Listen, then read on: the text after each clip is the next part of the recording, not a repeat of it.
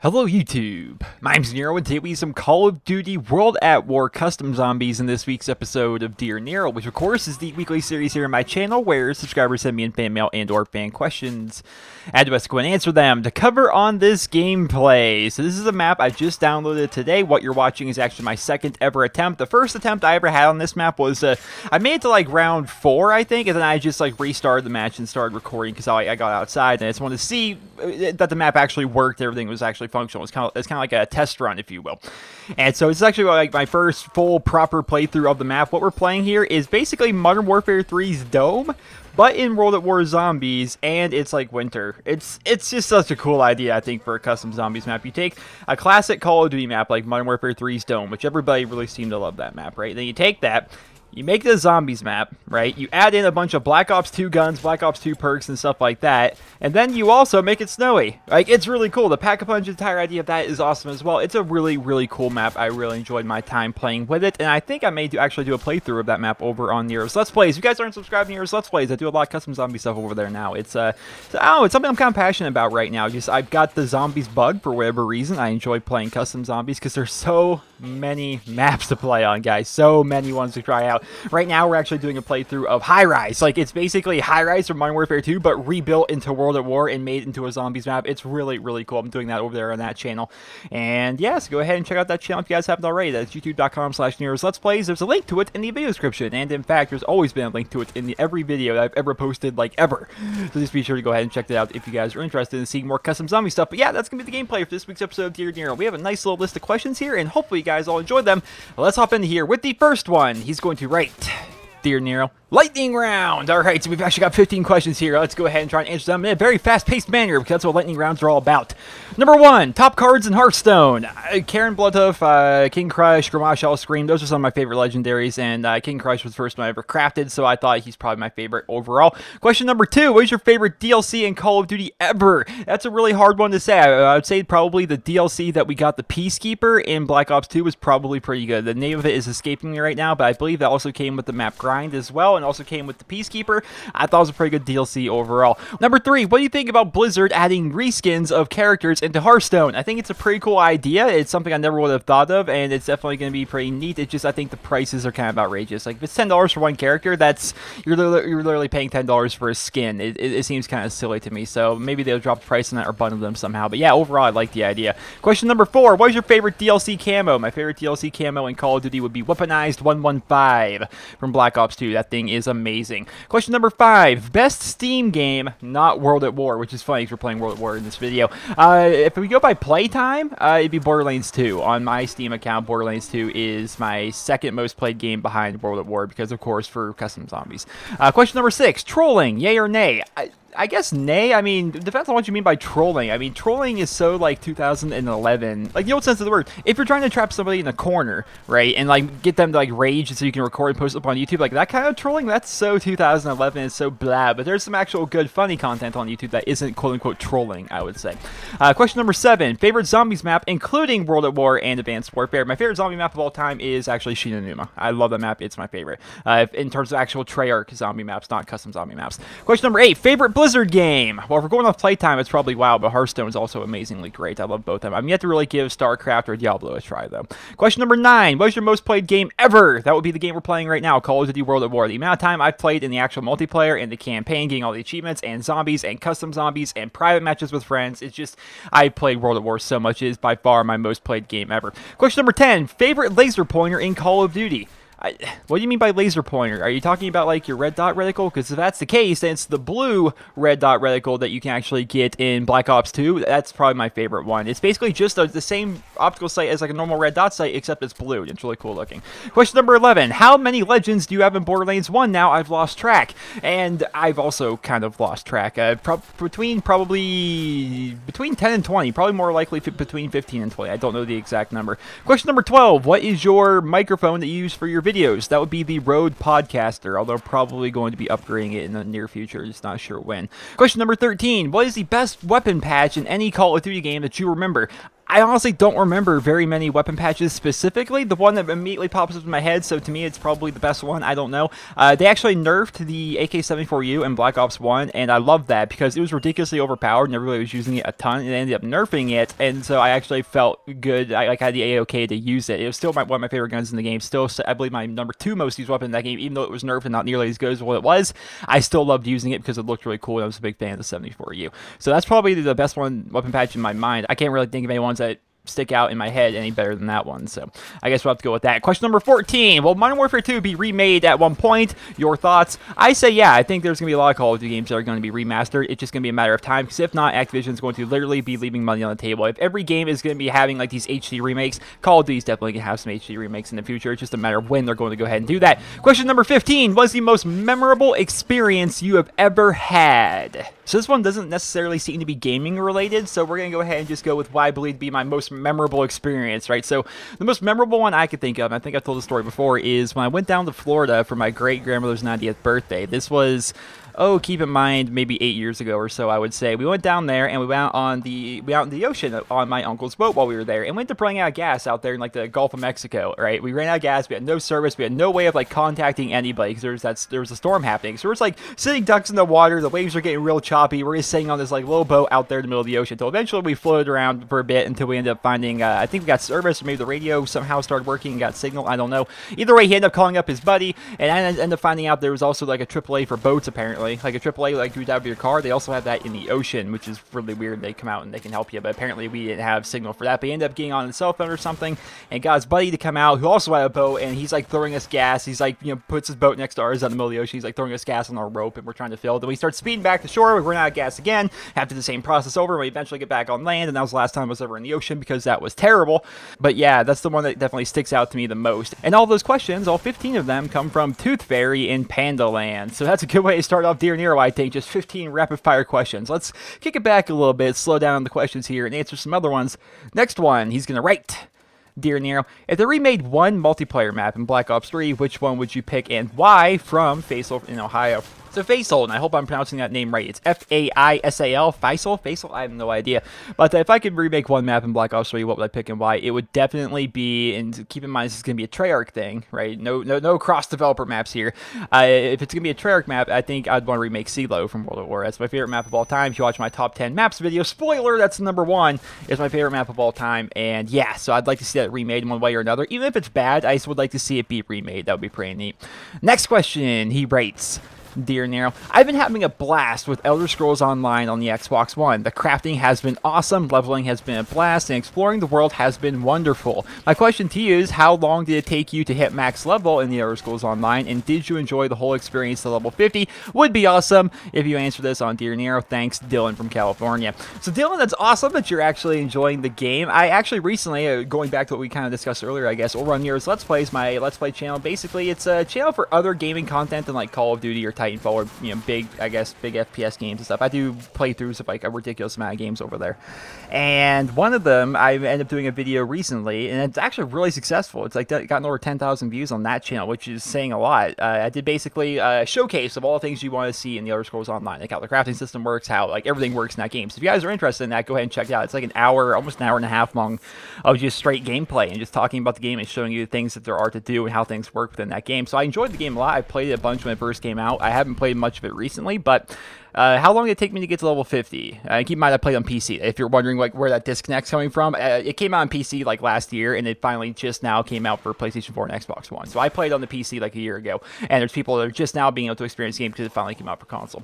How long did it take me to get to level 50? It took me, gosh, I don't even remember. Maybe like a day of playtime or something like that. I don't know, a day or two of playtime. I really can't remember off the top of my head. I have played that game a bunch. I have, you know, several days of playtime on my main characters in that game. Did I enjoy my entire experience level 50? Totally. I think the game's broken down really well because, without spoiling anything, I suppose, every 5 levels or so that you get, you get to go on like this new like long extensive mission that's part of the actual story, and then the rest of it you're free to explore and do side missions and do things like that. You can go travel around the world and stuff. But every 5 levels or so, you'll get like almost like a piece of mail or something. So you need to go back to a certain area and you can continue on with the story quests and stuff like that. So I think that was a really good way to do it. And it's also very nice that they mark it specifically. Like, this is a story mission. This is a side mission. It's very, very detailed and very specific in that regard, which a lot of games I think don't do very well, because a lot of games, like, you'll do every mission thinking, well, maybe this will lead to an interesting mission. I don't know. So you're out there in the woods collecting 10 bear asses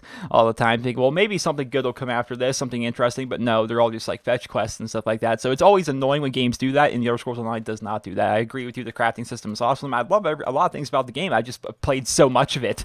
But yeah, so I don't remember how long it took me to get to max level. It's probably going to take a couple days worth of playtime or so. But yes, I did enjoy my entire experience up to 50, especially being in an MMO where there's always other people running around and stuff. I definitely enjoyed every bit of it all the way up to level 50. It's once I got past level 50, I started not to enjoy the game as much. Next question, he writes, Dear Nero, what is your favorite type of music and music artist? Me personally, my favorite type of music is rap/hip-hop. My favorite artist is G-Eazy. Love to hear your thoughts, DJ from Ohio. So is that a real thing? Is G-Eazy a thing? Is that a name? I'm Googling this. You guys don't think I'm going to Google this right now. Google. And G-Eazy with a Z. Yes, that's definitely a person. Okay, that's a real thing. I've never heard of that before because I'm old. So yeah, I like music, I suppose. I mean, it's not as... You see people that... And there's nothing wrong with it, I suppose. But there are some people that, like, their whole life is defined by music. I'm just not one of those people. I guess I'm more into games than I am music. But what's always on in my vehicle is, like, classic rock for the most part. There's a station around here called Buzz 94 and 107. It's actually kind of cool. Alice Cooper, who, of course, he's Alice Cooper. He does a radio show there every single night, which is pretty cool as well. But aside from that, different kinds of music I like are basically going to be like abstract hip-hop and jazz, like kind of that combo. It's really hard to describe what that would be. I don't know if there's like an accurate definition for it, but basically the kind of music that you see like in my intro and my outro, which is by Pro Leader, is also another artist by the name of Phonics. I love his stuff as well. And so I like that kind of music, that kind of abstract jazz hip-hop-y mesh that you got going on there. I really like that, as well as just like classic rock like Tom Petty and stuff like that. Next question, he writes, Dear Nero, would you rather have a DLC gun for the next DLC or have a single XMG as free DLC? Bryce from Florida. Bryce, that is a fantastic question. Something I never thought of, and that's just, again, it's just a fantastic question. I love that idea. So what would I like to see? And of course, let me know in the comments. I want to know your guys' opinion on this. Would you like them to do what they did with these SAC 3s and basically remove one of them and make the XMG an actual usable weapon? Now, one of these suggestions I saw for people in the comments of my videos was maybe make a single XMG work like the chainsaw, where it's still kind of like a hipfire weapon, but it's only one of them. Maybe the accuracy would be a bit tighter than the normal XMG. Maybe it'd be, I don't know, more accurate. Maybe you couldn't go in lockdown. It would kind of make it perform like a chainsaw, which I love that gun from Call of Duty Ghost. Would you like to have that or a new DLC gun in the next DLC? Let me know about that. So I'm going to go ahead and give my opinion. And my opinion is I think I'd rather have a new DLC gun rather than having a single XMG as free DLC. So the reason for that is the new DLC gun would probably be maybe like a submachine gun. Maybe it would be something along the lines of a sniper rifle or perhaps a full-on dedicated shotgun. Because you look what we got. We got the AE4, right? That is technically a rifle. It's an energy rifle, but it's a rifle nonetheless. The OHM, of course, is a heavy weapon. So that's in the heavy weapon category. We haven't really gotten anything in terms of a new SMG. We haven't gotten anything really in terms of a new sniper rifle. Of course, the OHM can actually partly turn itself into a shotgun if you just toggle it, but it's not really a full dedicated shotgun. So I would like to see a double barrel shotgun as DLC. That would be pretty cool. I'd like a new SMG, maybe even a new sniper rifle, although I don't snipe a whole lot, so I'm definitely leaning a lot more towards submachine gun and shotgun. I think I'd rather have that as compared to taking an XMG and making it a single, because I just don't feel as though people would use it as much, myself included. Like, it's one of those things where I would use it for a bit when it first comes out, and I think I would stop using it pretty quickly, because there's something about the XMG that I'm just not the biggest fan of. So I don't know. I think I would definitely like to see a new DLC gun rather than having a single XMG come as free DLC. Like with the next DLC pack, I would like the DLC gun to come with that. Next question, he writes, Dear Nero, as a longtime subscriber, I love your montage diversity. And I'm just going to hop in here. You guys should too. Check out that diversity montage. It's fantastic. It was posted back in Modern Warfare 3. It's a dual-tage between myself and my buddy Deadly, who doesn't play anymore. But yeah, one of my favorite videos ever made was that diversity dual-tage. But going back to the question, I love your montage diversity and the message behind it about using other guns besides the MP7 and the ACR back in Modern Warfare 3. I believe that Advanced Warfare is the perfect candidate for the long-awaited diversity too, seeing how people only use the Ball 27 and the ASM-1. What are your thoughts? Love the videos and this series, Wesley from Puerto Rico. So thank you, Wesley. It's always awesome to get a message from a fan that has been watching for ages. Like, if you've been watching back since Modern Warfare 3, you've been watching NerosCinema basically since it started. You know, Modern Warfare 3 was a very long time ago. It really was. It may not seem like it, but it really, really was. That was before Black Ops 2 came out. Think about that. That was a long time ago. But yeah, I did a diversity dualtage. The point of the dualtage was, you know, my friend Deadly and I, we played a bunch of Modern Warfare 3, and we got a lot of clips, and they were with just a bunch of weapons because we were the kind of players that we kind of like, I don't want to say rebel, because that just makes it seem like it's more important than it really is, but we always went against the grain in terms of like using overpowered weapons. We weren't about that. You know, whenever we play Call of Duty, we don't use the OP guns. You know, in World of War, I didn't use the MP40.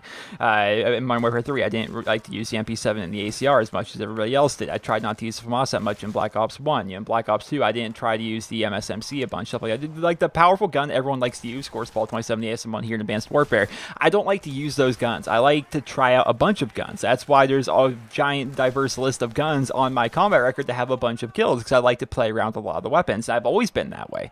Always. You know, I remember getting all the headshot titles for all the sniper rifles back in World at War and doing the same thing for the rifles and getting those done. Even though there's no weapon camo challenges in that game, like you only get camos in World at War, I was still trying to complete the headshot challenges for all the guns and stuff like that, because I enjoy weapon diversity. I enjoy variety when it comes to my weapons in video games.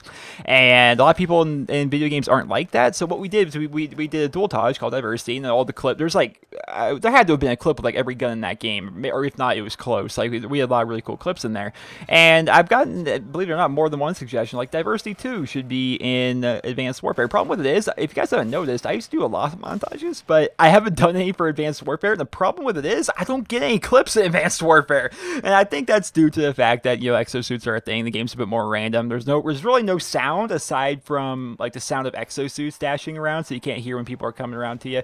I have a lot of trouble getting clips. I have some, and I don't think I've shown any of them yet. I do have maybe like half a video's worth of clips so far, but it's not that great. And what a lot of people are doing, I've noticed when I watch other people's montages and things like that, the people that do have really good montages and really good clips in Advanced Warfare, they either, one, have a shat ton of playtime because they just keep playing and playing and playing and playing and playing and playing until they eventually start getting clips. They either do that or they lower their standard for clips, which I try not to do that. You know, if I get to the point where you know a triple spray is worthy of a montage, I don't even want to be posting that montage. I want it to be at least a quad or something better.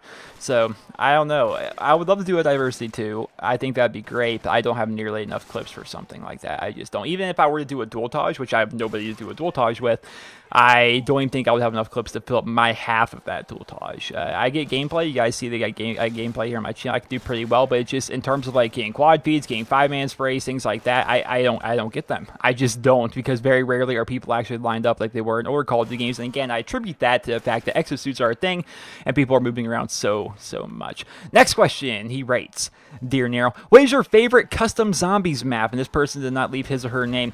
I don't necessarily have a favorite, I would say, but if I had to like, pick one that right now I'd say would probably be my favorite, I guess, it'd probably be Warzone. I love Warzone. I've played it probably the most of all the custom zombie maps. I just really enjoy it. But the thing about custom zombie maps, which keep in mind what we're watching right now is a custom zombie map. This is custom zombies on Dome, and if you guys actually want to check out this map, there's going to be a download link to it in the video description. But this map itself is really good. And the thing about it is there's so many other custom zombie maps out there, where it's like, oh, this is my new favorite custom zombies map, because every time I play a custom zombie map, I love it, right? We played on High Rise, we played on Dome here. Dome Winter, how cool is Dome Winter?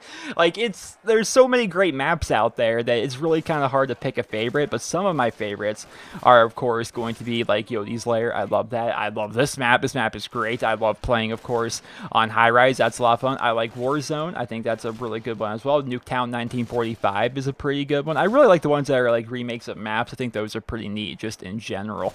There's one called The Bunker, which is it called The Bunker 1965? Something along those. It's something along those lines. I haven't done a video on it yet because it's a very challenging map. But I like that map as well. Just every time I try a new map, I enjoy it. That's the thing about custom zombies. It's pretty great. But those are some of my favorites. Hopefully that answers your question. Next question, he writes, Dear Nero, do you think it would be a good idea for Sledgehammer Games to add free DLC score streaks into Advanced Warfare like they have done previously with the M1 Irons? Thanks, Liam. All right, Mr. Liam, that's a good question here. And I think there's a key word in your question, and that key word is free. All right, because we've gotten the question before, should there be DLC score streaks in Call of Duty? And I say yes. I don't see any reason why we shouldn't have DLC score streaks. But the thing about it is that DLC score streak needs to be available to everybody, otherwise you're entering like a pay-to-win territory. I think the example I've given before is, imagine in the next DLC pack for Advanced Warfare, they bring in an AC-130. Not just any AC-130, but Modern Warfare 2 power of AC-130 where there's no spawn protection. You know, you kill off 3 or 4 people with your AC-130, you aim at a spawn point, you rain down the main cannon. As soon as they spawn in, there's a cannon right there waiting for them. You blow them all up, get another quad kill, you know. That would be cool, exactly like Modern Warfare 2. But imagine if that were available via DLC only, and you had to buy the 3rd DLC pack to have access to something like that. That would be kind of ridiculous. So if they were to add DLC score streaks, which I don't think it'd be too hard for them to do, they could do so, but they have to do it via free DLC. What you do with that is, instead of getting a bunch of money for it, what you do is you just essentially buy goodwill for the community, and as a result, possibly more people are going to spend more money on your game because they're going to think of you as a better developer, right? That's something that they could go ahead and do. Once again, some of the ones I'd like to see back: AC-130, Harrier strikes, Predator missiles, some of the old school stuff, and artillery from World at War. How about that, right? There's a lot of cool kill streaks. You know, a Black Ops style chopper gunner, that would be a whole lot of fun. Orbital VSAT, that can't be countered at all. How would that go? You know, I would love to have that kind of stuff added into the game. And once again, if they were to do it, I would definitely want them to do it as free DLC, because if it's not free DLC, again, you're kind of entering that pay-to-win territory. Next and final question, ladies and gentlemen, he's going to write, Dear Nero, do you feel that the Rust Easter egg in Compound would be a good representation of Call of Duty's version of Forge World? Bean from Singapore. All right, oh man, this question, I could go on for so long with this question, I feel as though. So if you guys don't know, I'll put, I guess, a screenshot of it right here. So this is essentially an Easter egg that's outside of the DLC map Compound in Advanced Warfare. It's essentially Rust just rebuilt outside of the map as kind of background scenery. And do I think that's a good representation of what Call of Duty's Forge World could be? Yeah, here's the thing. Forge World was out in Halo Reach, which Halo Reach came out so long ago, right? Just so long ago. And it was honestly, in my opinion, the best feature of that game. It really was. I'm actually going to do a quick Googling here. Live here in the video, we are going to be doing a Googling, and we're going to be finding out when did Halo Reach come out. So Halo Reach, and hopefully there's going to be a link to the wiki. Yeah, the first link is to the wiki. I like it. That released on September 14th of 2010 and September 15th of 2010 in Japan. Holy crap, it was that long ago? Halo Reach seriously came out in 2010, like when Modern Warfare 2 was out. Wow. That is it's kind of insane, actually, that it came out that long ago. Okay, so yeah, they had Forge World in that game. And in my opinion, Forge World was the best part of the game. What Forge World was, if you guys don't know, is picture a sandbox, right? Picture a sandbox game mode within Halo. You could basically take walls, you could take crates, you could take spawn points, you could take guns. You essentially were allowed to build your own map within this big, open, expansive world. And what a lot of people did, myself included, was we would just have fun with it. We would have like a group of 3 or 4 friends in there, and we would just build random crap for the sake of building random crap, because you could literally have like access to every asset in the game there in Forge World. You know, we would build a giant ramp, the platform at the top of that ramp, spawn in like 3 or 4 warthogs, and just go riding down the ramp, and then trying to hit a jump at the bottom of it or something. You could just build and do whatever with it you wanted. And they actually did some really cool things. Like, I believe some maps were actually so well put together, because of course you could actually make maps, you make spawn points, you make objectives, you make weapon drops. Like, okay, we'll put the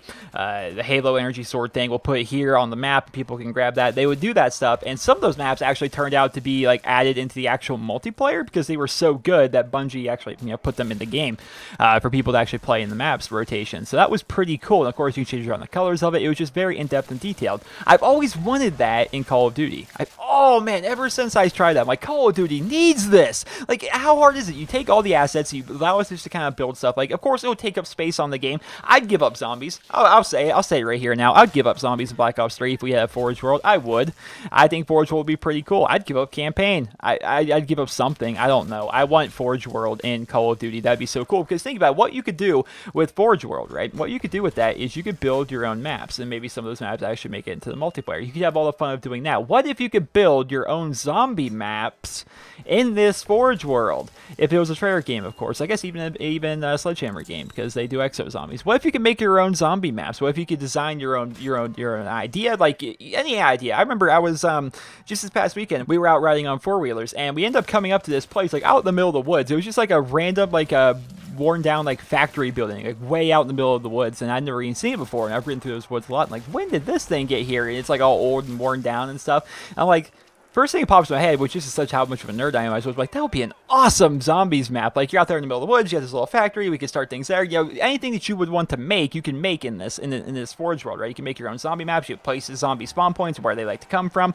all of that stuff the same way people do with custom zombies here on the PC. So that would be so cool. Like, that would be the greatest thing that they could do. And do I think it's a good representation of what Forge World could be? I think Forge World could be much better than that, because if you look at what Rust is outside of the map compound, it's really nothing special. I mean, of course it looks like it, but it's just plywood and like just crates and just random scenery and stuff. You could actually go a lot more detailed with a Forge World, especially since Halo Reach came out on the Xbox 360, which is very old hardware, right? So if we could, if we could harness that idea of having like a Forge World inside Call of Duty, and then put it on the PC, put it on the PlayStation 4 and the Xbox One, which of course have a lot better hardware than what we had on the 360. I'm just saying, that's a license to print money, ladies and gentlemen. If Call of Duty were to add that game would probably be the best-selling Call of Duty game ever. So, Infinity Ward, I know you guys are a few years out on your game. I know you guys watch every episode of Dear Nero, especially all the way to the end, because this is the final question. I know you guys do that, right? Yeah, talking to you, Tina. I know you're watching this, Miss Community Manager, even though I guess you're technically not the community manager, because how is the community manager supposed to, like, block their Twitter off from people and make it so people can't follow them? That doesn't make any sense. Infinity Ward is just falling apart. But regardless, I know it's obvious. I'm being satirical here. Of course, Call of Duty does not watch my videos. Of course, Infinity Ward does not watch my videos. But imagine if that was, like, one of the big selling points that Infinity Ward would try to do with their next game to get people back on the Infinity Ward bandwagon, because, of course, Call of Duty Ghosts was a commercial flop. Regardless of whether or not you liked it, that's fact, guys. It was a commercial flop. It had the least amount of players, and the DLC didn't sell worth crap. It was universally, people did not seem to enjoy the game as much, and the majority of them went back to Black Ops 2. That was the thing that happened. And Modern Warfare 3, in my opinion, it wasn't nearly as bad. Like, it definitely sold a lot more. People seem to enjoy it a lot more. But in my opinion, it wasn't that great either, right? I really haven't been too blown away with the new Infinity Ward games. So if they were to add that into their next game, even make it Ghost 2, I don't care. If it's Ghost 2, whatever. But if you have a Forge World in your game, that game will be a license to print money, man. Everybody, and I repeat, everybody will be playing that, especially with all the people here on YouTube. People will be trying to put together the best creations they can. It would be freaking insane. And I would love to see that. But ladies and gentlemen, that is this week's episode of Dear Nero. I hope you guys all enjoyed it. And if you did, please be sure to leave a rating where you guys feel via deserves. If you guys would like to submit your questions for next week's episode of Dear Nero, simply send me a personal message here on YouTube. All you need to do to go ahead and do that is go to my YouTube channel, go to the About tab, go to the Send Message button, and right there you can send your message for next week's episode of Dear Nero. Just try to have Dear Nero at the beginning of your question. That's all I ask. Because when I'm scrolling through all my messages, which keep in mind I get a lot of them, it's easy to find the ones that are specifically sent for Dear Nero, because as I scroll through them, the first words in the message is Dear Nero. It's pretty simple to find stuff that way, so go ahead and do that. And no, I don't believe there's a way to send messages if you're using a tablet or a mobile device. Apparently that Send Message button in the About tab just isn't there on mobile platforms. I don't know what to tell you guys. I guess you'll have to use a PC to send messages. But ladies and gentlemen, that is this week's episode of Dear Nero. I hope you guys all enjoyed it. And if you did, please be sure to leave a rating where you guys feel via deserves. And again, guys, this map is awesome. It's Dome, Call of Duty World at War on the PC. If you guys want to download it, there's a download link to it in the video description. You go over there and you download it. Just keep in mind, you're going to have to run a console command to even get the map to run. You got to do like /map space Nazi _ zombie _ dome _ snow, and then you do that. You can actually go ahead and enter the map. It says all that. All the information stuff you need to know about actually downloading the map and getting it to run properly is, of course, on the page at the link in the video description. So be sure to go ahead and check that out if you guys want to go ahead and play on that map. Well, I hope you guys all enjoyed this video. If you did, please be sure to leave a rating. Hope you guys all